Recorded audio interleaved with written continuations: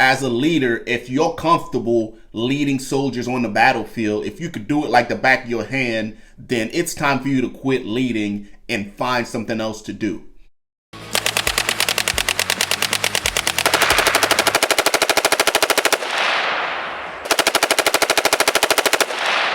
If this is your first time watching me, my name is Jay. I'm a retired Army Green Beret out of 3rd Special Forces Group. The intent behind this channel, guys, is to share my knowledge and wisdom with the next generation. So if you haven't done so already, like and subscribe to help me reach that goal. I appreciate it. Guys, today we're going to talk about the kiss of death for Special Forces operators. Meaning, if you're comfortable doing these things or these things are currently happening to you, it's time for you to hang it up. It's time for you to retire. It's time for you to get out. It's time for you to move on and find something else that you are passionate about. I knew when it was time for me to hang it up, right? It was time for me to hang it up when I was sitting behind the desk and I wasn't passionate about what I was doing. I wasn't excited to get up to go to work. I wasn't loving it. I was just going through the motions. That's how I knew that as a 20-year Special Forces veteran, it was time for me to hang it up. Now, a lot of guys don't get to the point where I was. You know, I've done every job within the regiment to include a 18 Charlie,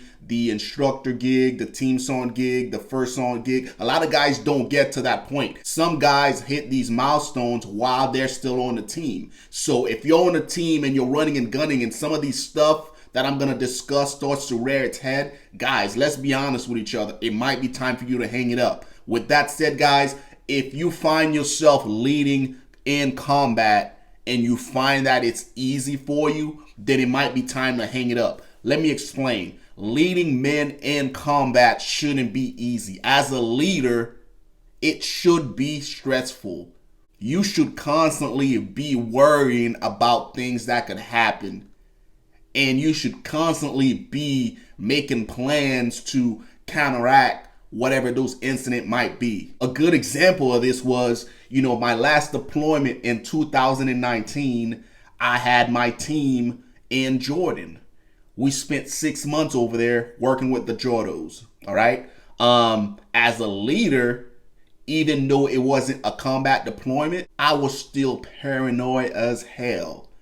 Mainly because until this day, I stand by this statement, that was by far my hardest deployment because I'm in a permissive country with 12 knuckle draggers who could at any point in time go into town, grab a beer, grab a steak, and Lord knows what's gonna happen.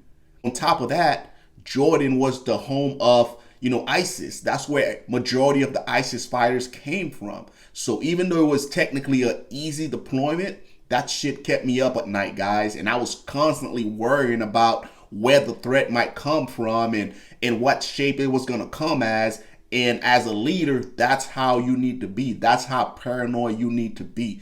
As soon as you are relaxed and you're comfortable and you think you can do the job like the back of your hands, that's when Murphy steps in. Stuff starts to happen. And if you're not prepared, if you're not paranoid, if you're not wargaming every scenario, guys, you're going to get guys killed. So if you find yourself in this state and it's not something that you could shake off, it's not something that you can fix, it's time for you to hang it up, man, and go find something else to do because you shouldn't be leading.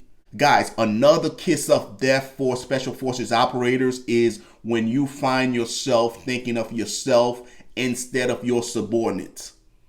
So as a leader, your job is to take care of your subordinates. You're supposed to coach, teach, mentor, and make sure that they are taken care of at every level. And you do that, and your subordinates will thus take care of you.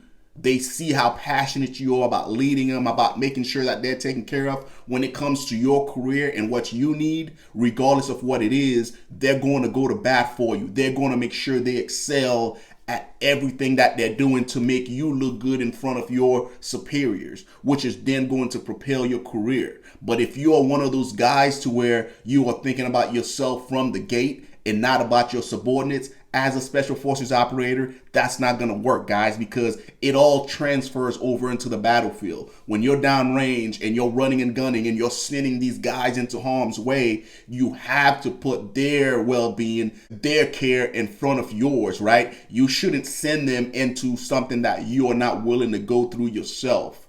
And being on the battlefield, guys could sense that. And if they know you don't have their best interest in mind, they're not going to perform well on the battlefield. They're going to second guess every decision you make as a leader, guys. So if you find yourself as one of those dudes that's in garrison and you're already putting your well-being in front of your team, it's time for you to hang it up, man. Go to the sergeant major, let them know, hey, I got a problem, I'm not ready to lead, whatever excuse you want to come up with. But it's time for you to hang it up, man, and maybe go do something else. The team sergeant position isn't for everybody. Guys, another kiss of death for Special Forces operators is when killing has become easy for you, when killing has become a second nature.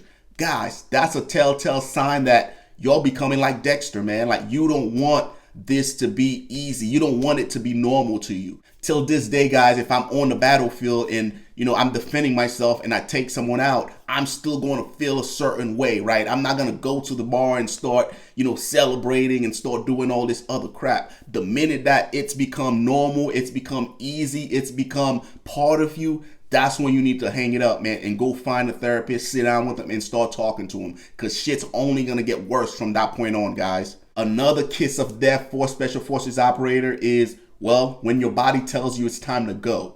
You can be in the best shape of your life. You can be fit. But if your body is screaming that you need to take a knee, you need to do X, Y, and Z, that's what you need to do, guys. In my case, I had torn meniscus. I had a torn labrum. Like, there was all sorts of stuff that was wrong with me. So in 2015, I started to listen to my body, and I went to SWIC and I took a knee, and I had multiple surgeries done so I could repair myself, so I can get back in the fight. So if your body is screaming at you guys to take a knee, do not ignore it, because doing so is only going to put yourself, your teammates, and your leadership in harm's way, guys. Because if you're running and gunning and you got a messed up shoulder and for whatever reason it starts to act up on the battlefield and you go to grab your gun and engage a target and you can't, next thing you know, that dude's got the drop on you and your teammates, and now you got multiple people dead because of a selfish decision that you made.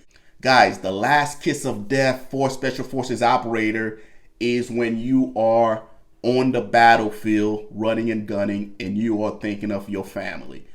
When I first started off, guys, I had a hard time with this one. I was in Iraq and we were doing route clearance. I was 19 years old, and I remember getting in the trucks, and as a TC, it was also my job to help the driver and the gunner look for IEDs. And I'm staring at the side of the road, and I found myself drifting back to, New York City, to my friends and, high school and all that crap. Like, I started to zone out to where I had to smack myself back into reality, because the minute that happens, that's when you're going to start missing stuff. That's when you're going to start missing, key features that's going to let you know that something's going on that could lead into somebody getting injured. As a Special Forces operator, it's even more important that when you're on the battlefield with your buddies, watching each other's back, that you focus at the task at hand and not let your mind wander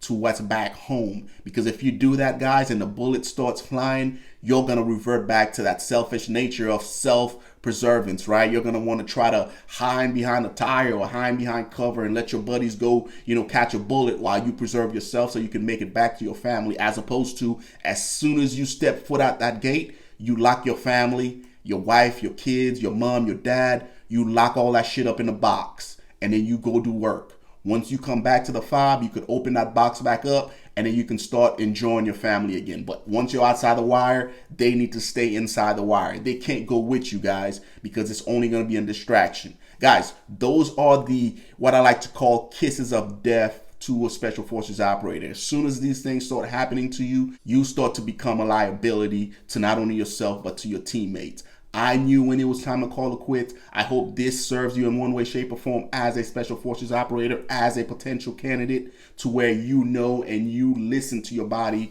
when those signs start to rear its head, guys. I'm anxious to hear what you guys think. If you guys have anything to add to the list, guys, leave it in the comment section below. I appreciate you guys, and I'll see you guys in the next video.